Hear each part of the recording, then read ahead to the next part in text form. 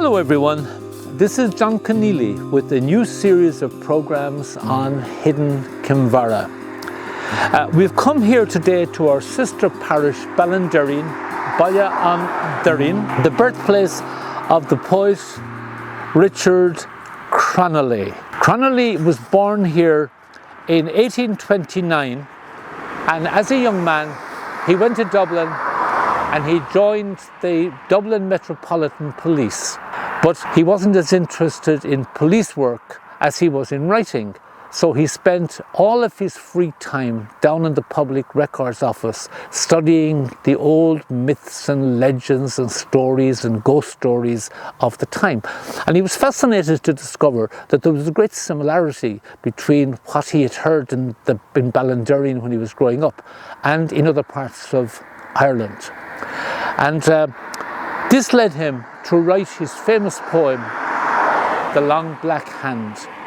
Now you have to remember that the world in which he lived and the world of the Black Hand was a world in which people believed in spirits and demons and ghosts, and they believed in things like the evil black dog and the headless horseman and the banshee and all those stories which I remember when I was young myself, my father telling to us and frightening the living daylights out of us.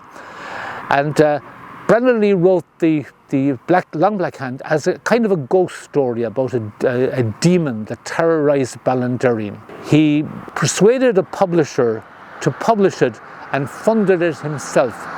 Unfortunately, he didn't live long enough to see its success because he died at the age of 35. So he died very, very young, even for somebody of that time. So we're going to go now to the second step in the story, which was the residence of the main character, Andrew Lynch, in Clough-Ballymore. Now, this is the entrance to Lynch's house and estate. And if we go in here, you can actually see the house, the castle, and the manor house in the distance. Now we're walking into the old castle beside Lynch's house. Now Lynch didn't live here at the time. His house was over in the main building, and this was a spooky kind of place, and he was afraid that the Long Black Hand would make its way up here to live or to reside in the old castle. And if the Black Hand got in there, it would be next door to Lynch himself. So he was very anxious that something be done to get rid of this Long Black Hand. We're here at Killeen's church, where the Long Black Hand resided. Now, as you can see, it's an old churchyard and it's a graveyard as well. So people from this area would have gone in to see to pray at the graves of their dead relatives. They would have gone at an earlier age into mass in there, and they took a grave risk, according to the story, that they would be half murdered on the bawn. So let's make our way into the churchyard from here.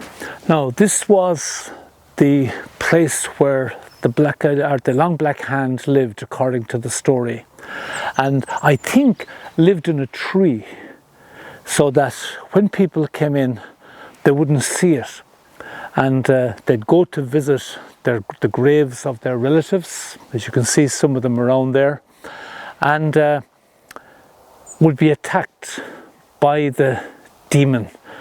And you can see that the atmosphere of the place, with the trees bent and strange, is kind of spooky. It's the kind of place that you'd imagine that a demon like the Long Black Hand might live. And Brian and myself are scared. We're here now going in, and we can feel the shivers. Now we're at Andrew Lynch's tomb. It's a fairly elaborate one, as befits a landowner who owns thousands and thousands of acres of land. And after the Long Black Hand episode, he was allowed to live his life life out, and is buried here with his family and his ancestors in this part of the church.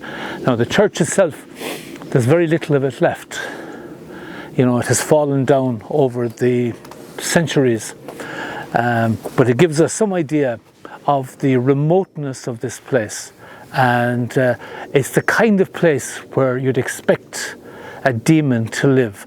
Now, one of the trees around it here might be the one that the poet remembered from his time in Ballinderreen and remembered as a fitting place for the long black hand to reside, so that the knight would have had to come in the way we came in, and the horse would have been grabbed as per the story. And so after this brief introduction to the background to the poem, sit back and relax and listen to Gerry Conneely narrating Richard Cronnolly's The Long Black Hand.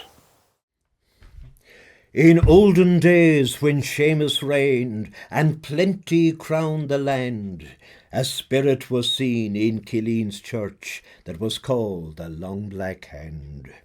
No traveller ever passed that way from setting sun till dawn, but was by this malicious elf half murdered on the bone. The church wherein he lay was built by Coleman, son of Duach. 'Twas 3 long miles from Old Tyrone and 2 short miles from Claw. Now clock belonged to Andrew Lynch, a man of large estate, but yet he felt dissatisfied, this elf being near his gate. 10,000 pounds he would lay down, and 50 hides of land, to any knight on Irish soil who'd slay the Long Black Hand. And with that too his daughter Kate, a maid divinely fair, whose golden tresses loosely hung adown her shoulders fair. A lovelier maid you could not find if you searched this island o'er, and she was styled, as records tell, the Rose of Ballymore. The offer large, the gift was great, as hero might demand, to undertake for gold or love to slay the Long Black Hand. But still the elf was left at ease for 6 long years or more, till Lynch's friends a visit paid to him at Ballymore. And with him too there also came a bold and valiant knight, who vowed to God he'd have revenge on Killeen's churchyard sprite. 'Twas young O'Hine from Inchigur, for so the youth was called, as annals say he scarcely was full 20 summers old. But yet he did not courage lack to face that hellish foe, who shed his father's precious blood and prove his overthrow. The guests all round the table sat, and wine went round and round, while Andrew Lynch's health was drunk, to which he did respond. My gentle sirs and valiant knights, why should I life resign, when each of you has pledged my health and drank to me in wine? And yet I feel I cannot live, I know the end is near. This churchyard sprite will surely put an end to my career. I cannot find a champion bold or knight throughout the land, who'll undertake for love or gold to slay the Long Black Hand. The old man then resumed his seat. The tears rolled down his cheeks. They knew the cause for all his grief, but not a soul did speak. One would at the other gaze, but none would raise the strain, till young O'Hine at last arose and broke the silent chain, saying, Now, kind sir, for me provide a steed both swift and strong, and I'll be off to Killeen's church and search the ruins along. And if the Long Black Hand is there, I'll die or revenge take upon that murdering hellish elf for my dear father's sake. His sword he grasped in his right hand, and mounted Lynch's steed, and off to Killeen's church he went, to fall if fate decreed.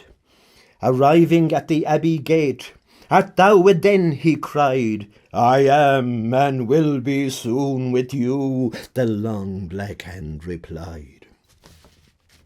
On hearing such unearthly sound, his gallant steed took fright. His retrogressing pace to check, he pulled with all his might. But curb or rein could not prevail. But lo, what makes him stand? The elf has seized him by the tail, that hellish long black hand.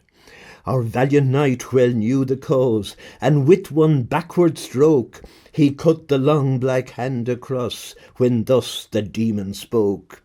"Another cut, my valiant knight, if I survive you'll rue." "Oh no," our valiant knight replied, "I think that one will do."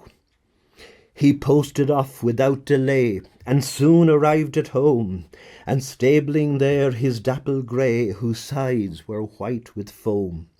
In haste he joined the festive train in Lynch's genial hall, where rival wooers were base enough to pray for his downfall. Now young O'Hine and Andrew Lynch went out to see the grey, and ordering out his stalwart grooms to him with oats and hay. But Pallador was now no more, old Andrew Lynch's pride, and some would say that to his tail the long black hand was tied. Now Andrew Lynch addressed the guests. Our hero claimed his bride, and by Macdua's holy curb the nuptial knot was tied. In peace they lived, in peace they sleep, amid tombs of ample space, within long Killeen's lonely walls, that lonesome, haunted place.